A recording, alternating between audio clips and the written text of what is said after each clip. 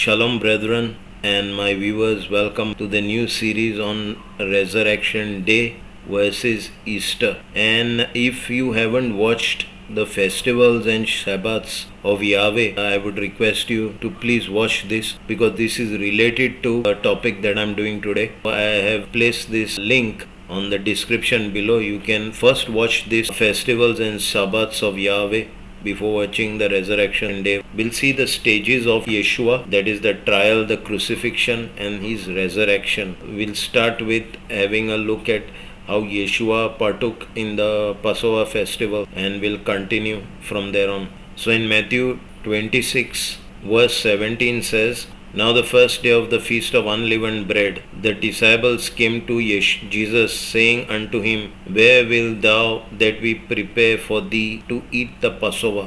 The unleavened bread was on the 15th of Nisan, the 15th of the first of the Jewish month. So before that, on the 14th was Passover. So in the Gospel of Matthew it says, in the King James Version it says the first day of the feast. But we'll see what the first day also could be, protos in the Greek, which could also mean before. So now let us read it with the word before. Now before the feast of the unleavened bread, the disciples came to Jesus, saying unto him, Where wilt thou that we prepare the Passover? Pascha in the Greek, but we will not go with the Greek word since we got the Hebrew word Pisa. So he's saying, where should we eat the Passover? Because it becomes complicated if we read in English. It says the first day of the feast of unleavened bread. Feast of unleavened bread is day after the Passover festival, that is after the 14th of Nisan. And it could also mean that the Jews considered the Passover as a part of the unleavened bread, or the unleavened bread a part of the Passover festival. Technically speaking, they were two different. On the first day of the unleavened bread was the High Shabbat, that was on the 15th day was the High Shabbat, and the 21st day, the last day of that festival, was the High Shabbat. The Passover was not a festival by itself, it was a preparation day, and we will talk today what is a preparation day. Before every Shabbat there was a preparation day. We'll talk about it as we go below. So Matthew 26:18 says, And he said, Go into the city to such a man and say unto him, The Master saith, My time is at hand, I will keep the Passover at thy house with thy disciples. So we'll see what does this all mean. According to the Jewish tradition, it says it was customary to host others for Passover. Jerusalem was packed during the Passover. Thousands of Jewish pilgrims traveled to celebrate the feast at the temple. In Deuteronomy 16:16 says, Then locals would host travelers. Many Jerusalem residents opened their homes to visiting Jews who needed a place to eat the Passover meal. So this was a tradition that the Jews who were living in Jerusalem, they would host other Jews who were coming for this festival. So we'll continue. Matthew 26 verse 19 says, And the disciples did as Jesus had appointed them, and they made ready the Passover. Matthew 26:20 says, Now when the even is the evening, was come, he sat down with the 12, his 12 disciples. Matthew 26:21 says, And as they did eat, he said, Verily I say unto you, that one of you shall betray me. 26 verse 22 says, And they were exceeding sorrowful, and began every one of them to say unto him, Lord, is it I? Matthew 26 verse 23 says, And he answered and said, He that dippeth his hand with me in the dish, the same shall betray me. 26 verse 24 says, And the Son of Man goeth as it is written of him, but woe is grief unto that man by whom the Son of Man is betrayed. It had been good for that man if he had not been born. This prophecy is spoken about in Psalms 22, Isaiah 53, and also Daniel 9 verse 26. Daniel 9 verse 26. And it says, And after three score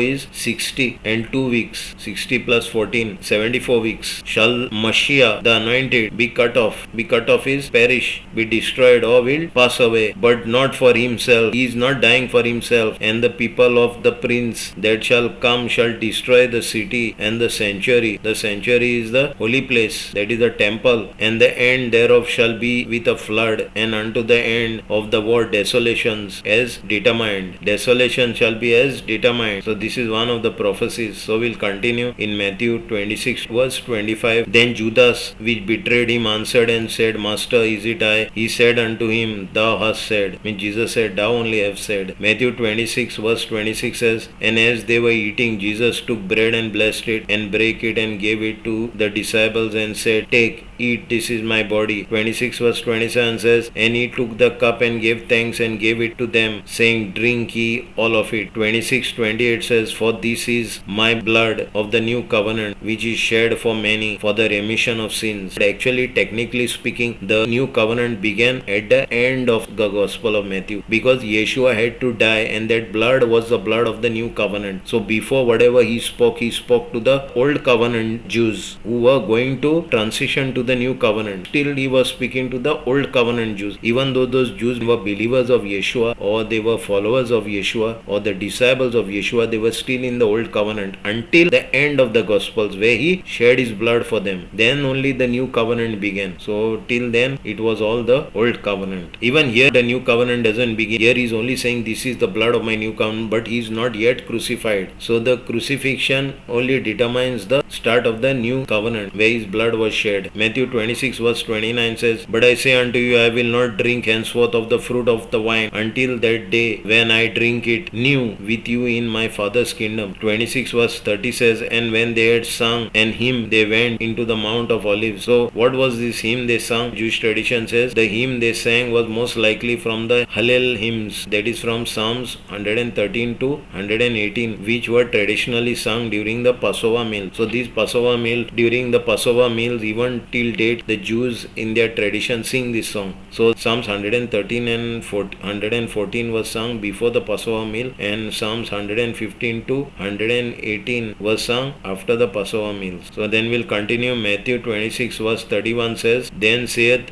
Jesus unto them, All ye shall be offended because of me. Offended is all ye shall be shocked this night, for it is written, I will smite the shepherd, and the sheep of the flock shall be scattered abroad. So you see, as it is written, so he is going as per the script. Zechariah 13:7 says, Awake, O sword, against my shepherd, and against the man that is my fellow, saith the Lord of hosts. Lord of hosts is Lord of armies. Smite the shepherd, and the sheep shall be scattered, and I will turn my hand upon the little ones. So this is the prophecy, that all will be offended against him. Everybody will be scattered. The Father is speaking this, saith the Lord. So in Matthew 26 verse 32, this is read. Yeshua says, But after I am risen again, I will go before you into Galilee. 26 verse 33 says, Peter answered and said unto him, Though all men, see, when this italics is there, anytime you read it both way, though all shall be offended, or though all men shall be offended. I will rather prefer to not read this, because this has been added by the translator. Then when transliteration or translation from one language to another, when you make a sentence, those word to word, when you take, there are sometimes no word from the other language to translate. Then the translator,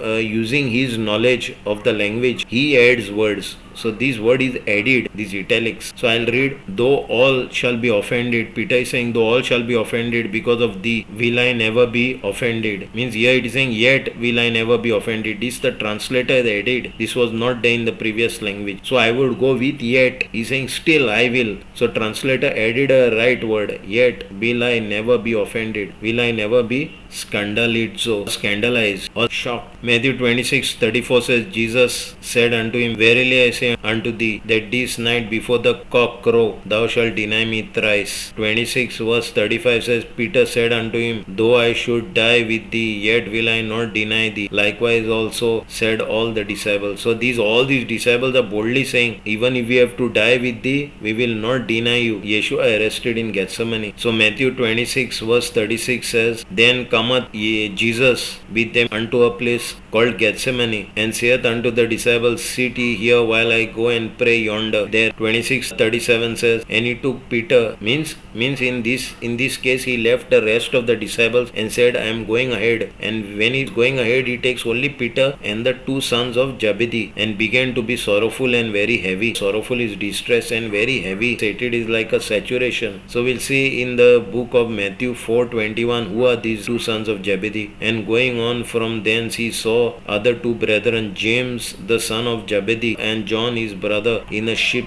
with Zebedee their father, mending their nets, and he called them. So who were these three disciples that Jesus took ahead and left the others behind? It was Peter, James, and John. Matthew 26 verse 38 says, Then saith he unto them, My soul is exceeding sorrowful, even unto death. Tarry ye here and watch, keep awake with me. Matthew 26:39 says, And he went a little further and fell on his face and prayed, saying, O my Father, if it be possible, let this cup pass from me. Nevertheless, not as I will, but as thou wilt. Let this cup is what? Let this fate is especially a bad thing that will happen to somebody. Pass from me. Nevertheless, not as I will, but as thou wilt. So he's saying, nevertheless, not as I wish, not as I prefer, not as I intend. Means Yeshua is praying to the Father and saying, let this faith pass. Yeshua is saying, Father, it is not my will, it is your will. So all these things that Yeshua should die on the cross was not the will of Yeshua, it was the will of Father God. Matthew 26:40 says, And he cometh unto his disciples and findeth them asleep, and saith unto Peter, What, could ye not watch with me 1 hour? So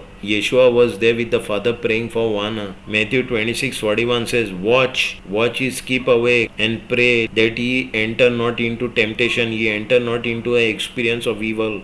The spirit indeed is willing, but the flesh is weak. If you have not gone through the teaching on spirit, soul, body, and after death, I have explained in this topic. So he's saying the spirit is willing and the flesh is weak. The human nature, the sarx is weak. So 26 verse 42 says, And he went away again the second time and prayed, saying, O my Father, if this cup, if this fate may not pass away from me, except I drink it, thy will be done, thy purpose, thy telaima be done, thy pleasure be done. Matthew 26 verse 43 says, And he came and found them asleep again, for their eyes were heavy. 26 verse 44 says, And he left them and went away and prayed the third time, saying the same words. 26:45 says, Then cometh he to his disciples and saith unto them, Sleep on now and take your rest. Behold, the hour is at hand, and the Son of Man is betrayed in the hands of sinners. The Son of Man is betrayed, the Son of Man is delivered in the hands, in the power of the sinners. 26:46 says, Arise, let us be going. Behold, he is at hand that doth betray me. 26 verse 47 says, And while he yet spake, lo, look, Judas, one of the 12, came, and with him a great multitude, and with swords and staves, from the chief priests and the elders of the people. 26:48 says, Now he that betrayeth him gave them a sign, saying, Whomsoever I shall kiss, the same is he. Hold him fast. And forthwith he came to Jesus and said, Hail, Master, and kissed him. Now here one thing comes to my mind is, why did Judas kiss Yeshua? Because all the while Jesus preached everywhere. Everybody, all of Israel knows who is Jesus. Why does Judas have to kiss him? Because now you have to understand here, this is happening all in the night, in the Garden of Gethsemane. If I would go to the Gregorian calendar, it is Tuesday night. But according to the Jewish calendar, Tuesday ends in the evening. So it is the start of Wednesday. So this is happening in the night. It is dark. They are coming probably with their fire torches. So to have it done very peacefully, because they are not arresting him in daytime, because of the people may stone them. So they are coming in the night and they want it to be very silent. So Judas is going and marking the person who they got to arrest, because it is dark and his disciples along with him. So who is the real one in this dark? So Judas is highlighting Yeshua. It is not that the high priest servants or the high priest soldiers don't know who is Yeshua. They all know who he is, but they are supposed to arrest him peacefully, not to create any commotion. Matthew 26:50 says, verse 50 says, And Jesus said unto him, Friend, wherefore art thou come? Then came they and laid hands on Jesus and took him away. So then came they. Matthew 26 verse 51 says, And behold, one of them that were with Jesus stretched forth his hand and drew his sword and struck a servant of the high priest, and smote off his ear,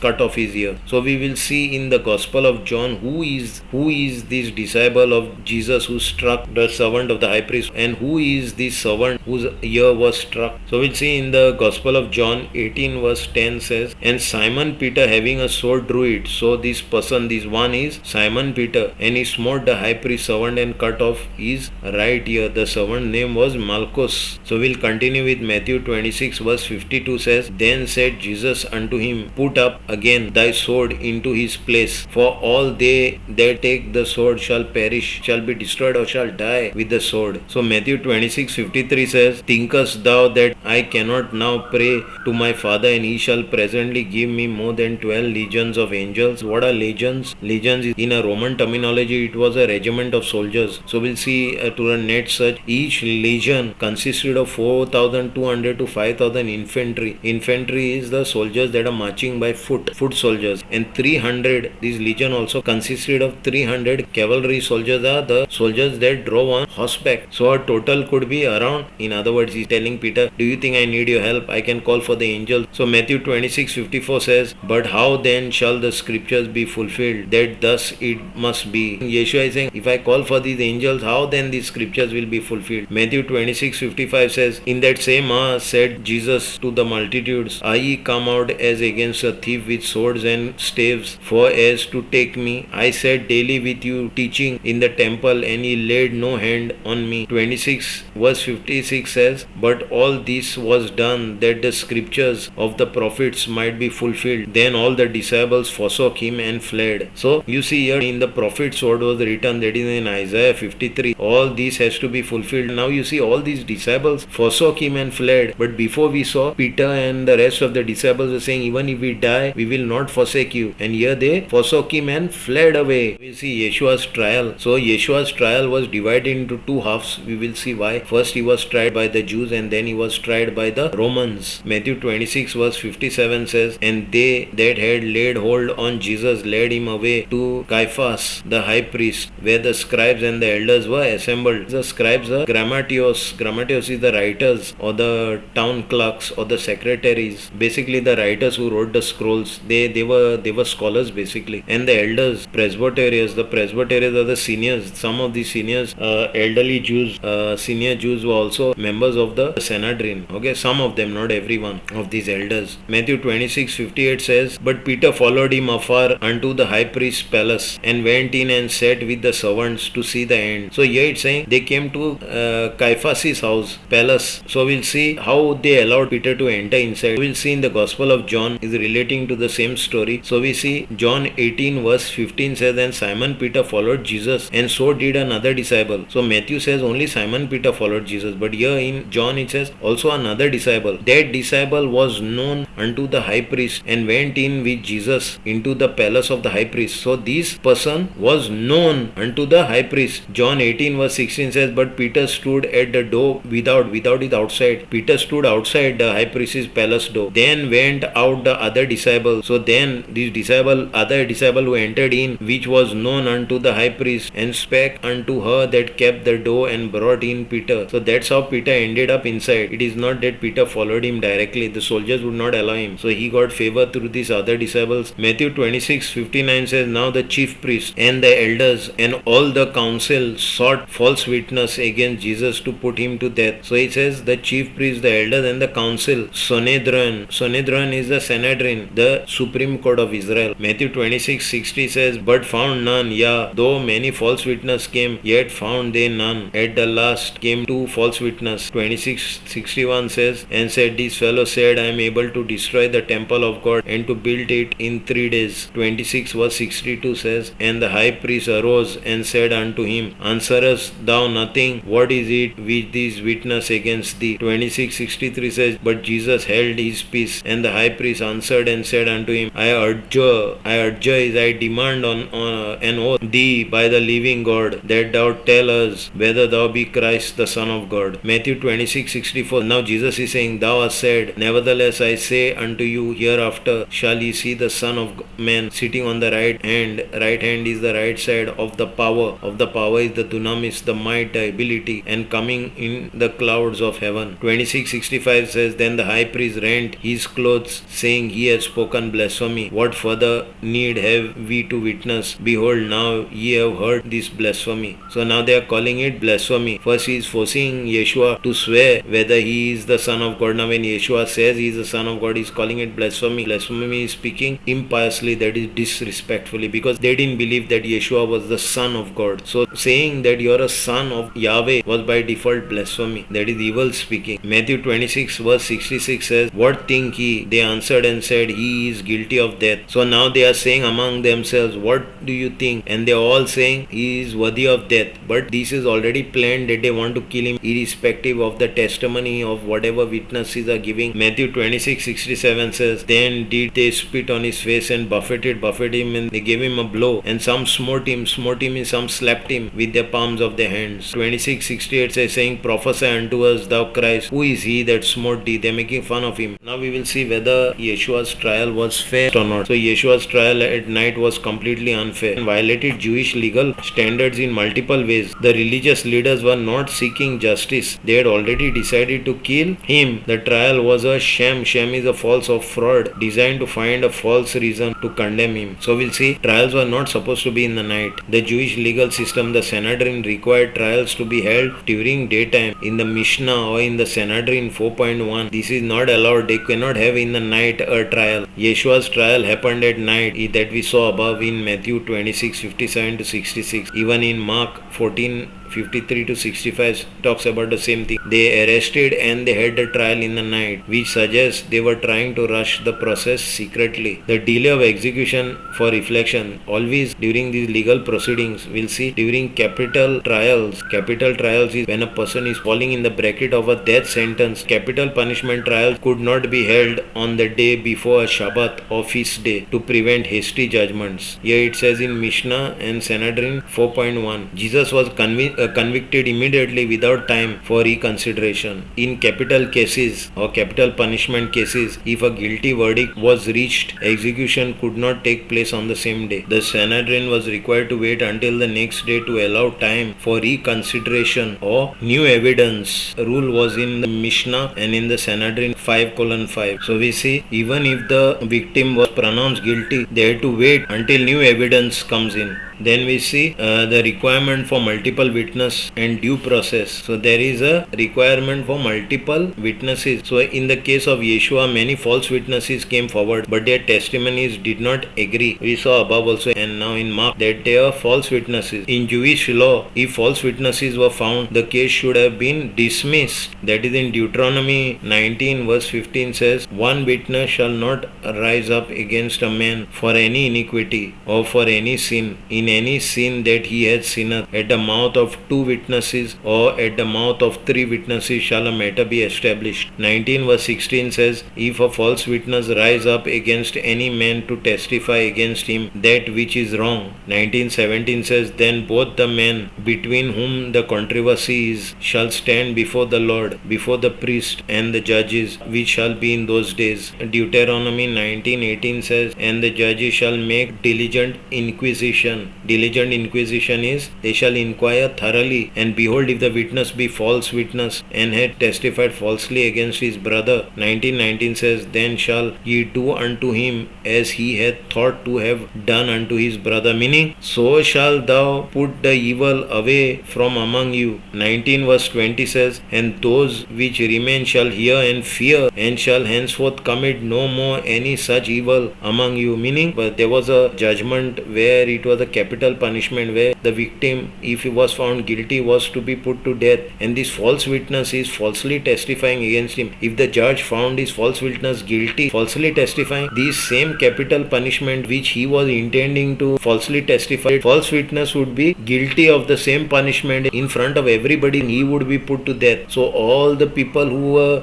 witnessing this would be afraid. They would never do this evil. Deuteronomy 19:20 says, and those which remain shall hear and fear, and shall henceforth commit no more any such evil among you. 19:21 says, and thine eye shall not pity, but life shall go for life, eye for eye, tooth for tooth, hand for hand, foot for foot. However, in the case of Yeshua, the leaders actively sought false witness against him. The leaders, the people who were going to try him only, they only sought false witness. Here we see in Matthew 26:59 says, now the chief priests and elders and all the council sought false witness against Jesus to put him to death. Then Jesus was forced to incriminate. Incriminate is accuse himself. Now we'll see what the law says. The Jewish law stated that no one could be forced to testify against themselves. In Mishnah, in the Sanhedrin 11:6. But this could not be done. Whereas we see the high priest demanded Yeshua to speak, violating this law principle. That is, we see in Matthew 26:63. But Jesus held his peace, and the high priest answered and said unto him, I adjure thee by the living God, that he tell us whether thou be the Christ, the Son of the living God. He could not adjure him to do anything. This was violating this law of Mishnah, Sanhedrin 9.6. And then we see the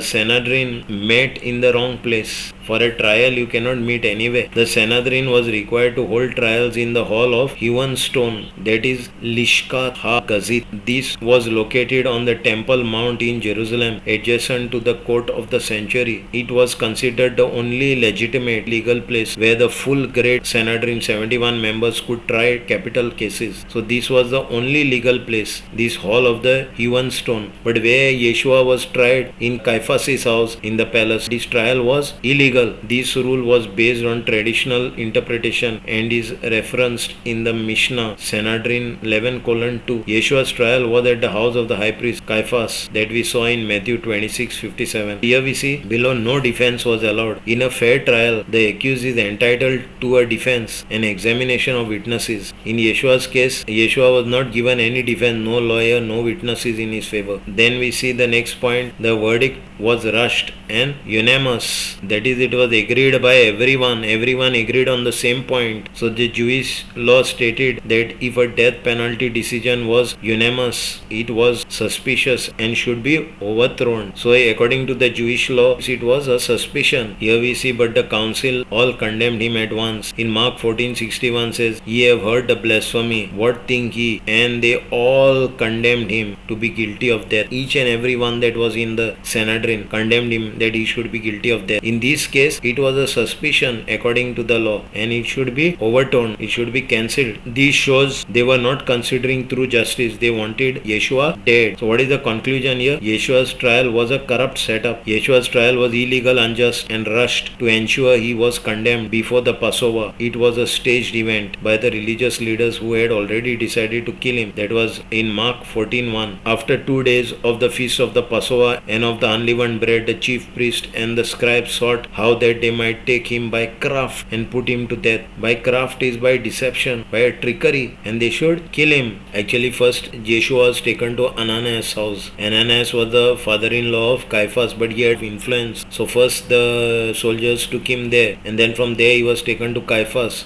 And when Caiaphas pronounced judgment, they found him guilty. They wanted to put him to death. We will see why he had to be tried under the Roman authorities. So Yeshua before Pilate. John 18:28 says, Then led they Jesus from Caiaphas unto the hall of judgment. This hall of judgment is the Roman, not the Jewish hall. And it was early, and they themselves were not in the judgment hall, lest they should be defiled. So this early is actually Wednesday, the Passover, that they might eat the Passover. So this was actually the preparation day. They didn't enter the hall. John 18:29 says, Pilate then went out unto them and said, What accusation bring ye against this man? Accusation is what complaint or what criminal charge. John 18:30 says, They answered and said, If he were not a malefactor, if he were not a malefactor means if he was not a criminal, we would not have delivered him unto thee. John 18:31 says, Then said Pilate unto them, Take ye him and judge him according to your law. The Jews therefore said unto him, It is not lawful for us to put any man to death.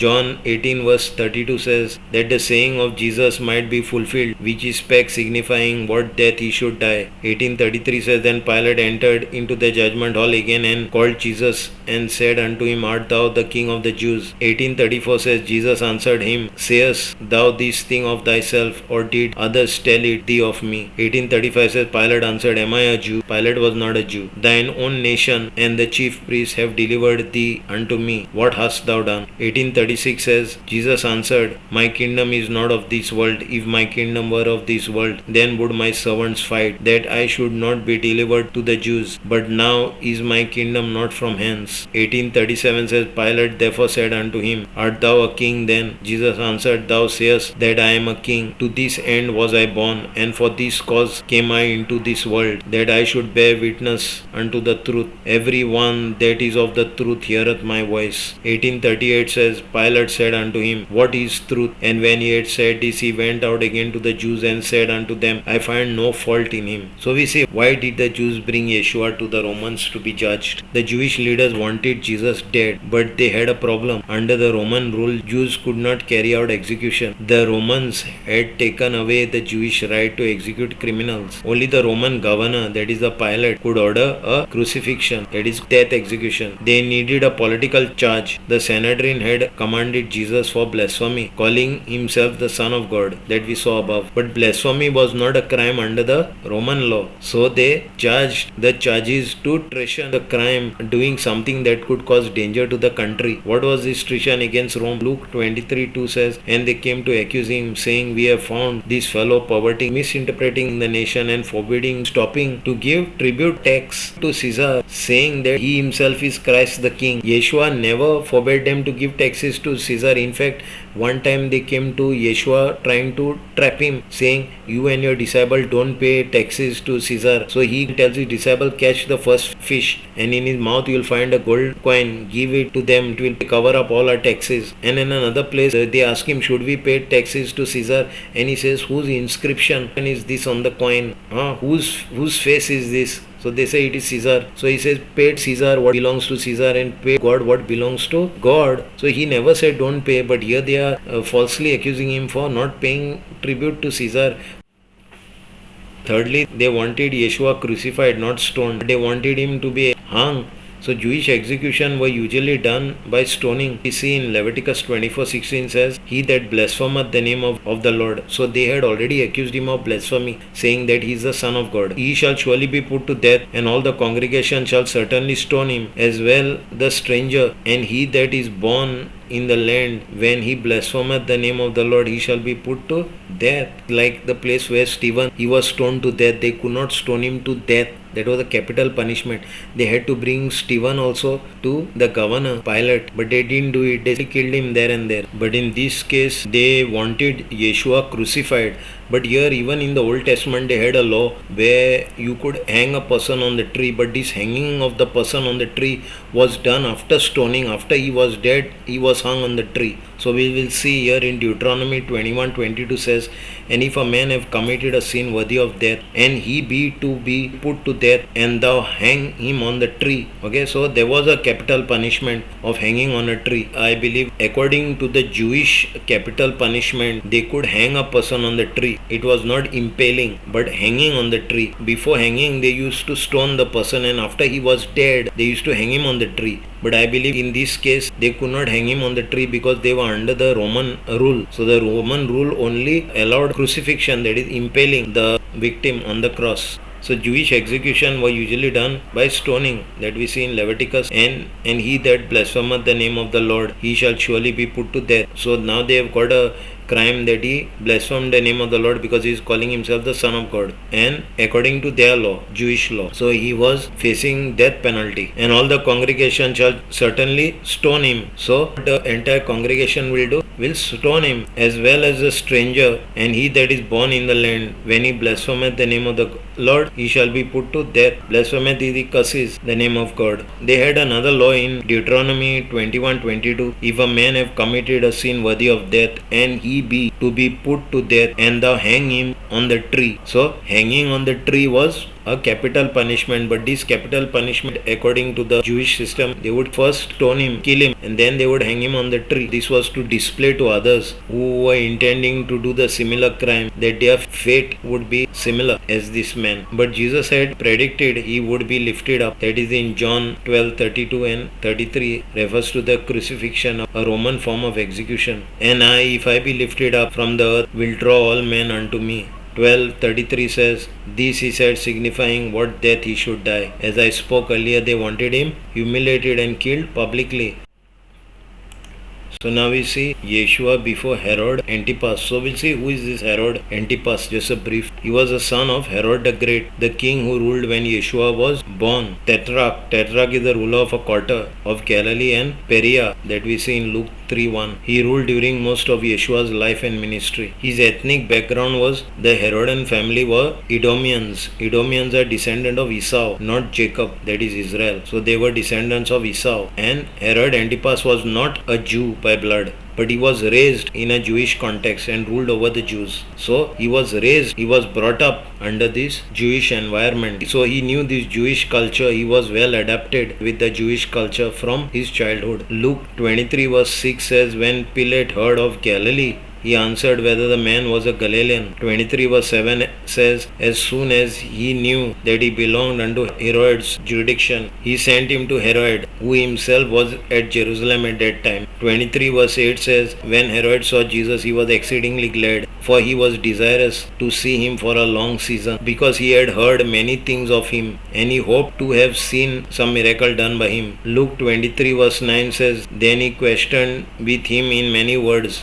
but he answered him nothing. 23:10 says, and the chief priests and scribes stood and vehemently, fiercely accused him. So while he was taken to Herod, also the Jews also travelled there. And Herod with his men of war set him at naught. He despised him and mocked him and arrayed him in a gorgeous robe and sent him again to Pilate. So he sent back again to Pilate. Luke 23 verse 12 says, and the same day Pilate and Herod were made friends together, for before they were at enmity between themselves. 23:13 says, and Pilate, when he had called together the chief priests and rulers of the people, 23:14 says, said unto them, ye have brought this man unto me as one that perverseth, turn away the people. And behold, I, having examined him before you, have found no fault in this man touching is concerning those things whereof ye accuse him. Luke 23:15 says, no, nor yet Herod, for I sent you to him, and lo, nothing worthy deserving of death, thanatos, is done unto him. Luke 23:16 says, I will therefore chastise him. Chastise him is, I will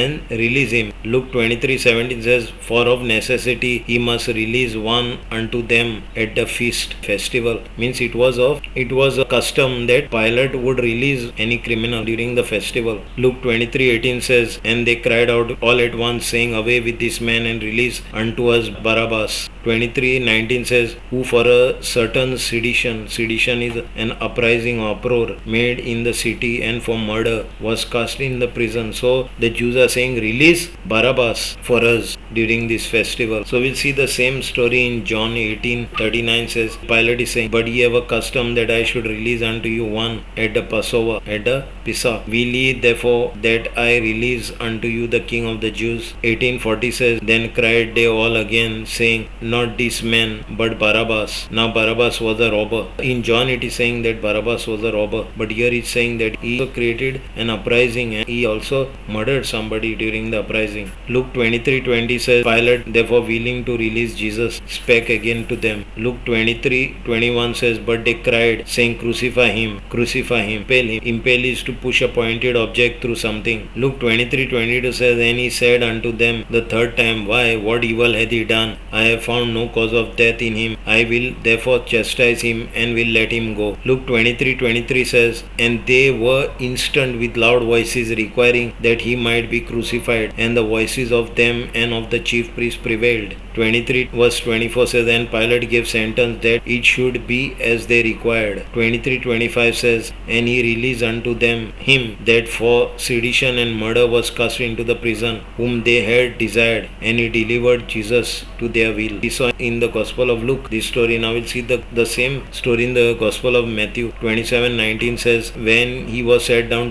on the judgment seat, his wife sent unto him, saying, have nothing to do with that innocent man, for I have suffered many things this day in a dream because of him. So one of the very vital important ways God speaks, whether it be a believer, unbeliever, whether you know the living God, whether you don't know the living God, whether you don't care that there is a God, he speaks primarily through dreams. And then we'll continue from 27:19 to 27:24. Matthew 27 verse 24 says, when Pilate saw that he could not prevail, benefit nothing, but that rather a tumult is a uproar, a disturbance was made, he took water and washed his hands before the multitude, saying, I am innocent of the blood of this just man. See ye to it. 27:25 says, then answered all the people and said, his blood be upon us and upon our children. It took only a few hours for Yeshua to be sent to Herod and back to Pilate. All this happened on the same day, just hours before his crucifixion.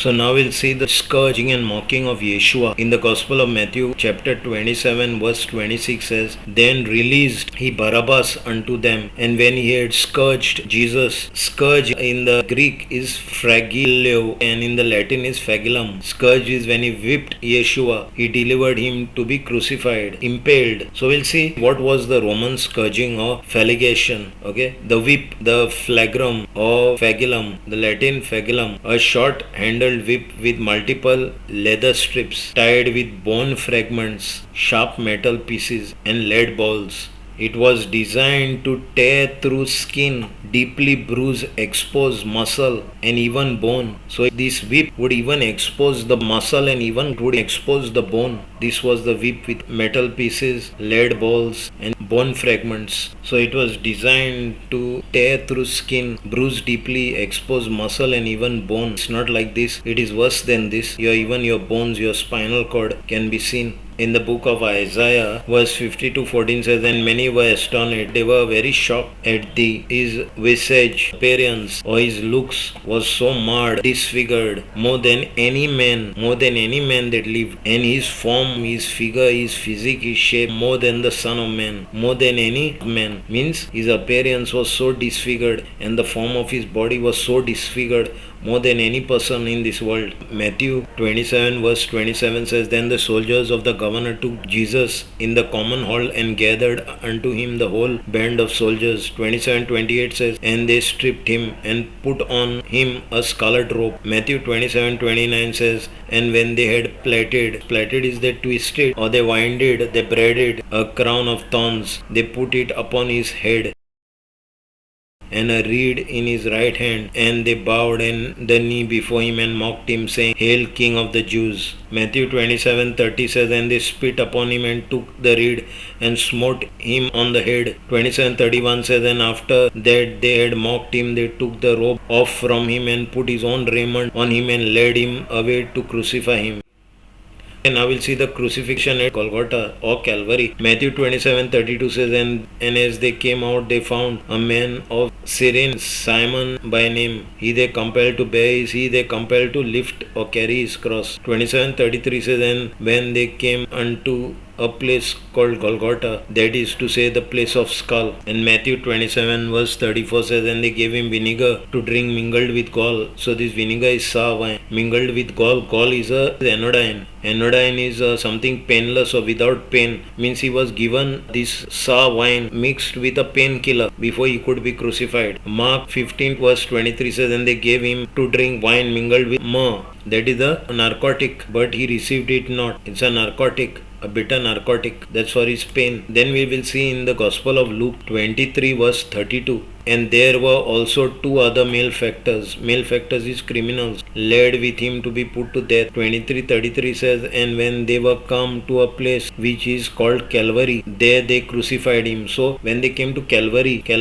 in Greek is cranium, that is the skull. Okay, this same place was in the previous Gospel we saw, it was called Golgotha. There they crucified him, and the malefactors, one on the right hand and the other on the left. Luke 23, Then said Jesus, Father, forgive them, for they know not what they do. And they parted his raiment, divided his clothes, and cast lots. From Luke we will see the Gospel of John 19 verse 23. Then the soldiers, when they had crucified Jesus, took his garments and made 4 parts, to every soldier a part, and also his coat. Now the coat was without seam. Without seam is, it was a single piece, or it was unstitched, woven, intertwined from the top throughout. 19 verse 24 says, They said therefore among themselves, Let us not rend it, let us not tear it, but cast lots for it, whose it shall be, that the scripture might be fulfilled which saith, They parted my raiment among them, and for my vesture they did cast lots. These things therefore the soldiers did. So they were quoting the Psalms 22:18. They divided my garments among them and cast lot pebbles for my vesture, garment for my clothing. So you see, Yeshua was going according to scripture. He was following the pattern, the script that was written about him in the Old Testament. He was acting the same role, same script. John 19:25 says, Now there stood by the cross Jesus, his mother, and his mother's sister, Mary the wife of Cleophas, and Mary Magdalene. 19:26 says, And Jesus therefore saw his mother and the disciple standing by, whom he loved. He saith unto his mother, Woman, behold thy son. 19:27 says, Then saith he to the disciple, Behold thy mother. And from that disciple took her unto his own home. Unto his own home is italics. So unto his own, it could read as one's own. It doesn't have to be he took her. This home was added by the translator.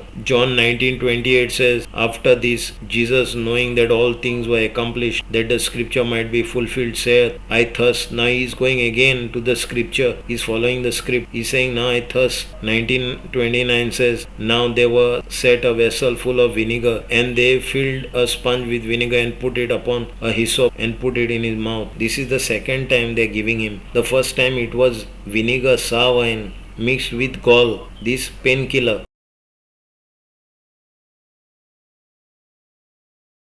And the second time now, he's already on the cross. They're giving him vinegar in the sponge. And they're using this hyssop to lift up that, to hold that sponge. So here you see, it is like this, the sour wine and the sponge. And this is the hyssop which is holding this sponge filled with sour wine. John 19:30 says, And Jesus therefore had received the vinegar. He received the vinegar. Why? Because he has to fulfill scripture. We will see below. He said, It is finished, and he bowed his head and gave up his ghost. So Psalm 69:20 says, Reproach hath broken my heart. I am full of heaviness, and I looked for someone to take pity, but there was none, and for comforters, but I found none. 69:21 says, And they gave me gall for my meat, and in my thirst they gave me vinegar to drink. So first time they gave him gall with vinegar, gall with sour wine, and the second time they gave him vinegar, just sour wine to drink. We'll go now to the Gospel of John 19 verse 31 says, And the Jews therefore, because it was the preparation. So we know now when Yeshua was crucified, the trial,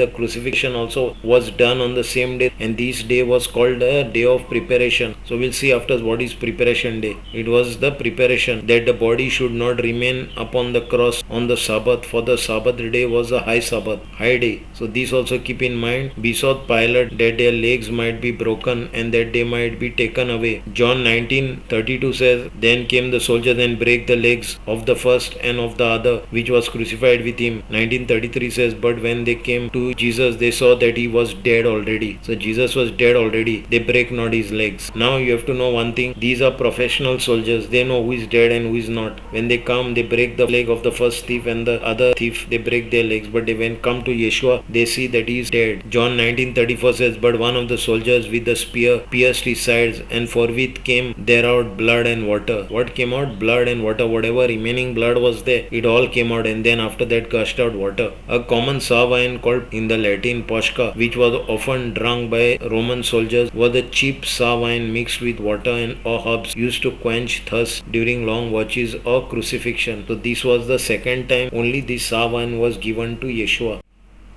So now we'll see the death of Yeshua. Darkness covers the land, and the veil of the temple is torn in two. So we'll see in Matthew 27 verse 45 says, Now from the 6th hour there was darkness over all the land unto the 9th hour. So we see from other translations what is the 6th hour and what is this 9th hour. From CJB translation it says from noon until 3 o'clock in the afternoon all the land was covered with darkness. GNB translation at noon the whole country was covered with darkness, which lasted for 3 hours. So if it lasted for 3 hours and it was 3 o'clock here, they say, so it is go backward 3 o'clock, it says it 12 o'clock, darkness covered the entire land. The MSG Bible says from noon to 3 the whole earth was dark. NLT translation says at noon darkness fell across the whole land until 3 o'clock. So we'll continue from Matthew 27 verse 45 to Matthew 27 verse 51. And behold, the veil of the temple was rent, door screen which covered the holy from the holy of holies or most holy. On the temple was split in twain, was cut into two from the top to the bottom, and the earth did quake and the rocks rent. The rocks were split into two. Here we saw the Gospel of Matthew. Now we'll see the Gospel of Luke. And it was about the 6th hour, and there was darkness over all the earth until the 9th hour. 23:45 says, And the sun was darkened, and the veil of the temple was rent in the midst. The veil is the door screen that covered the holy from the most holy, was split in the middle. So we'll see here, these are the three divisions of the temple, the outer court, the holy place, and the holy of holies. And here you can see this red, this is the veil of the temple. Okay, this veil was rent into. Now you have to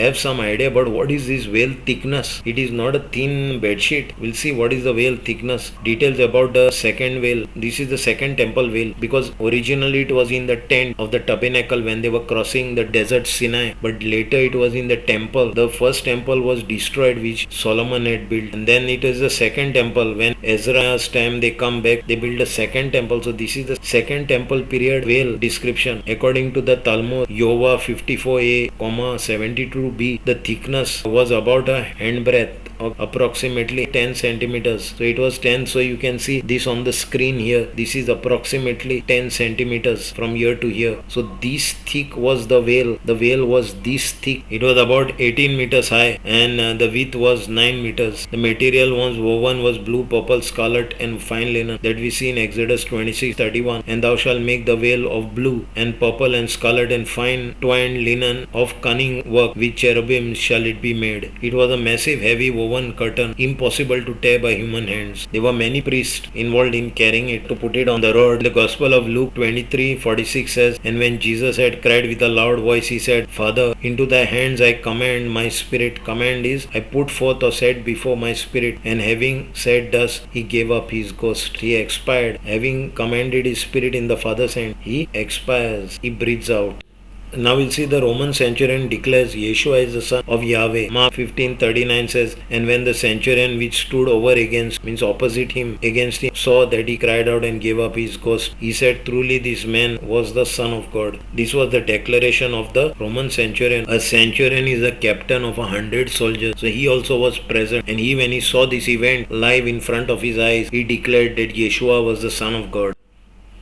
So we see Yeshua is buried. Matthew 27:57 says, when the even was come, there came a rich man of Arimathea. Arimathea is nothing but the old Bible name Rama, named Joseph, who also himself was Jesus' disciple. Matthew 27:58 says, he went to Pilate and begged the body Soma of Jesus. He begged this, he asked for the body of Yeshua. Then Pilate commanded that the body to be delivered. Matthew 27:59 says, and when Joseph had taken the body, he wrapped it in clean linen cloth. 27:60 says, and laid it in his own tomb, which he had hewn out of rock. And he rolled a great stone to the door, to the entrance of the sepulchre, and departed. And Matthew 27:61 says, and there was Mary Magdalene and the other Mary sitting over against opposite the sepulchre. After the Gospel of Matthew, we'll see the same story repeated here. Gospel of John 19:38 says, and after this Joseph of Arimathea, being a disciple of Jesus, but secretly, privately, nobody else knew, for fear of Jews, besought is asked or requested Pilate that he might take away the body of Jesus. And Pilate gave him leave, permitted him, and he came therefore and took the body of Jesus. And now we see there is more information added in the Gospel of John. In 19:39 says, and they came also Nicodemus, which at first came to Jesus by night, and brought a mixture of myrrh and aloes, about 100 pounds of weight.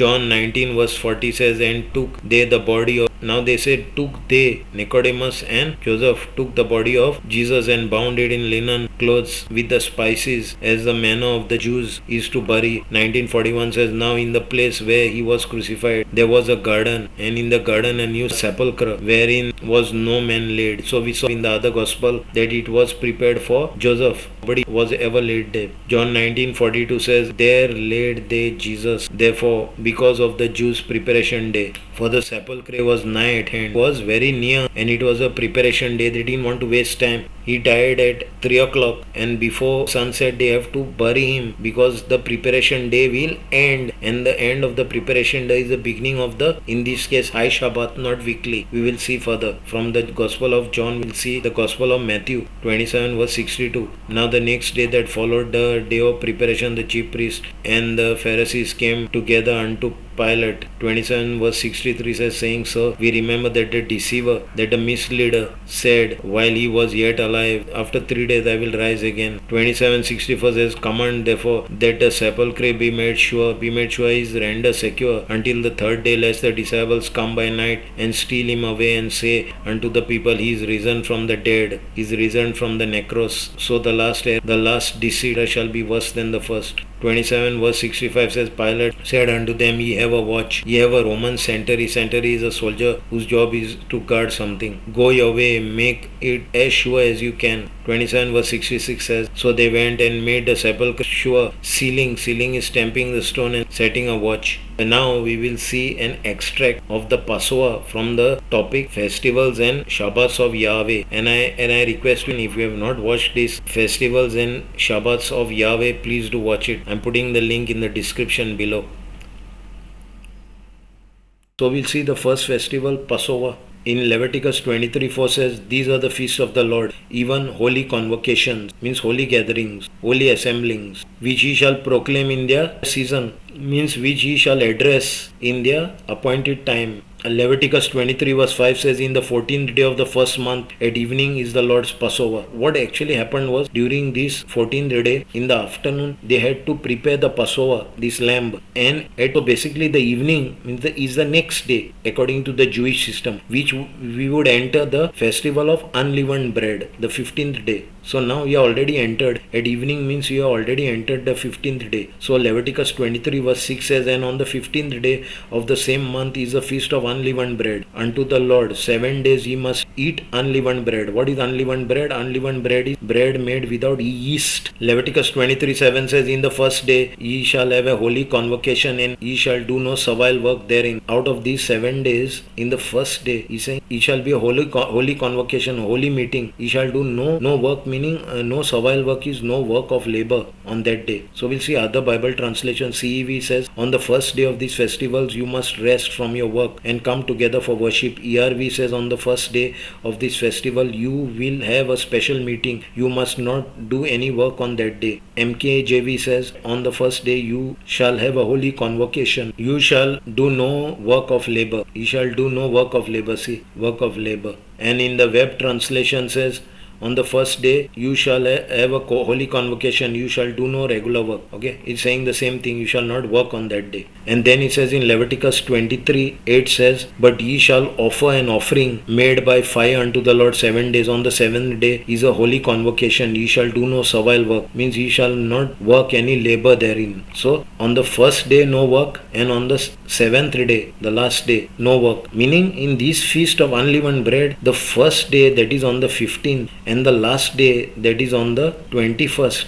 these 2 days were high Shabbats or annual Shabbats. Okay, whereas the Passover, although being a festival, Passover was only a preparation day. Before any Sabbath is a preparation day. Okay, so this was to prepare the Passover lamb. 14th, it was held on the first month of Nisan, that is on the 14th day, the Passover. Okay, and the 15th day was high Shabbat, and the 21st day again was a high Shabbat. So now below we will see the Passover story. We will see what is this festival all about, and why did God command the Jews to hold this festival throughout their generation. We'll see the importance of this festival. So in Exodus 12:1 says, And the Lord spake unto Moses and Aaron in the land of Egypt, saying, so who spake? The Lord spoke unto Moses and Aaron. Exodus 12:2 says, This month shall be unto you the beginning of months. It shall be the first month of the year to you. We see that the biblical calendar system started in Exodus 12:2. And who ordained it? The Lord himself. So in Exodus 12 verse 3 says, Speak ye unto all the congregation of Israel, saying, In the 10th day of this month ye shall take to them every man a lamb according to the house of their fathers, a lamb for an house. Exodus 12 verse 4 says, And if the household be too little for the lamb, let him and his neighbors next unto his house take it according to the number of souls. Every man according to his eating shall make your count for the lamb. So here he is saying, if the household, if the family is too small for the lamb, then he can share it with the next door neighbor. Every man according to his eating shall he make the count, shall he make the estimate, or he shall make a calculation of the quantity. Exodus 12:5 says, your lamb shall be without blemish. Without blemishes, it should be perfect, it should be whole. In other words, it should be without defect, a male of the first year. Ye shall take it out from the sheep or from the goat. So this lamb can be either the sheep or a goat. In Exodus 12 verse 6 it says, and ye shall keep it until the 14th day of the same month, and the whole assembly of the congregation of Israel shall kill it in the evening. Here we see in Exodus 12 verse 3 it says, in the 10th day of the month they shall take a lamb. And in Exodus 12 verse 6 says, on the 14th day in the evening they shall kill it. Here I want to stress is that it in the evening, some of you may be confused that yes, we are told that the evening, the start of the Shabbat, we are not supposed to prepare anything.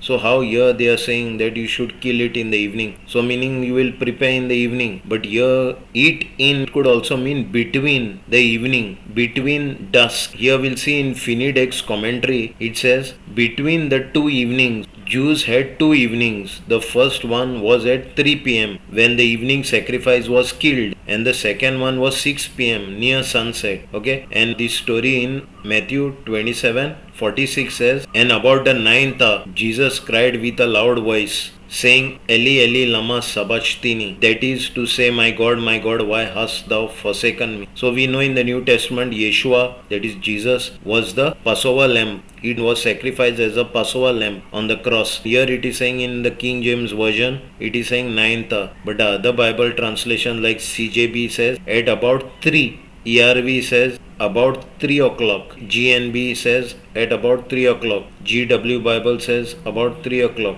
NIRV says about 3 o'clock. NLT says about 3 o'clock. Here Yeshua is crying with a loud voice in the 9th hour, that is at 3 o'clock in the afternoon. From 46 we jump to Matthew 27 verse 50, and he says, Jesus, when he had cried again with a loud voice, yielded up his ghost, means he let go of his spirit. So what time he died? At 3 o'clock.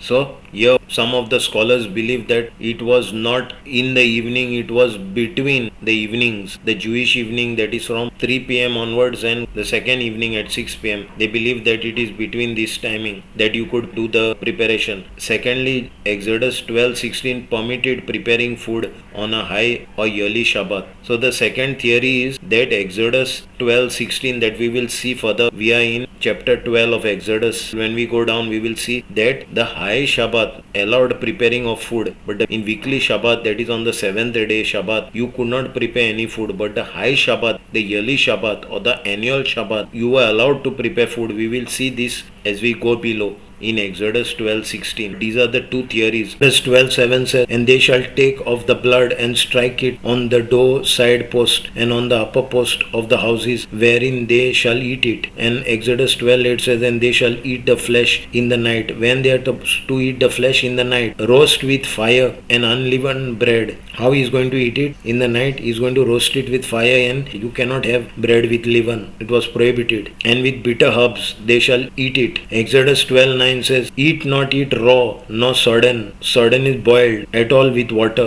but roast with fire his head and his legs, and with the purtenance thereof. The purtenance is the inward parts thereof. Exodus 12:10 says, and ye shall let nothing of it remain until morning, and that which remaineth of it until the morning ye shall burn with fire. Exodus 12:11 says, and thus shall ye eat it with your loins girded. It means you should put a belt round your waist, your shoes on your feet, and your staff, your stick in your hand, and ye shall eat it in haste. You shall eat it hurriedly. It is the Lord's Passover. It is Jehovah's Pesach. Exodus 12 verse 12 says, and I will pass through the land of Egypt this night, and will smite all the firstborn in the land of Egypt, both man and beast, animal, and against all the gods of Egypt I will execute judgment. I am the Lord. I am Jehovah. Exodus 12:13 says, and the blood shall be to you for a token, sign upon the houses where ye are, and when I see the blood I will pass over you, and the plague shall shall not be upon you to destroy you when I smite the land of Egypt. Meaning, this blood, what you are going to put on the doorpost, will be a sign upon the houses. So the Lord is saying, when I see this blood, I will pass over you. So this, the terminology of Passover, this name Passover came from this act of God passing over the houses, not striking it. And the plague shall not be upon you to destroy you when I smite the land of Egypt. Exodus 12 verse 14 says, and this day shall be unto you a memorial. Memorial is a reminder of the past event. And ye shall keep it a feast to the Lord throughout your generation. Ye shall keep it a feast by an ordinance, by a custom, or by a manner forever, always. Exodus 12:15 says, 7 days shall ye eat unleavened bread. Even the first day ye shall put away leaven, yeast out of your houses. For whosoever eateth leavened bread from the first day until the 7th day, that soul shall be cut off from Israel. So now we see in Exodus 12 verse 16, it says, and in the first day there shall be a holy convocation. There shall be a holy gathering, a holy assembly, a holy reading on the first day. And in the 7th day there shall be an holy convocation to you. No manner of work shall be done in them. Basically, we know now, during the festival of unleavened bread following the Passover, the first day, that is the 15th of Nisan, and on the 21st day, that is the 7th day, they were high Shabbats. No work was permitted. Here what it is saying, there is an exception. Save that which every man must eat, that only may be done of you. So save is what? Save is only that which every man must eat. Here eat can be also translated as burn up or consume. It is not only eat, it can also be burn or consume, meaning it can also be cook. Cooking is allowed. We'll confirm this in other Bible translations. Here it's saying in BB, but only to make ready what is necessary for everyone's food. In CJB it says, except what each must do to prepare his food, you may do only that. So if preparation was allowed. ERV says the only work you can do is preparing the food for your meal. In GNB it says, but you may prepare food. In GW Bible it says, except to prepare your own meal. In other words, the high Shabbat or the yearly or the annual Shabbat allowed preparing of a meal during the Shabbat period. But the weekly Shabbat prohibited it completely. You could not do any preparing of any meal.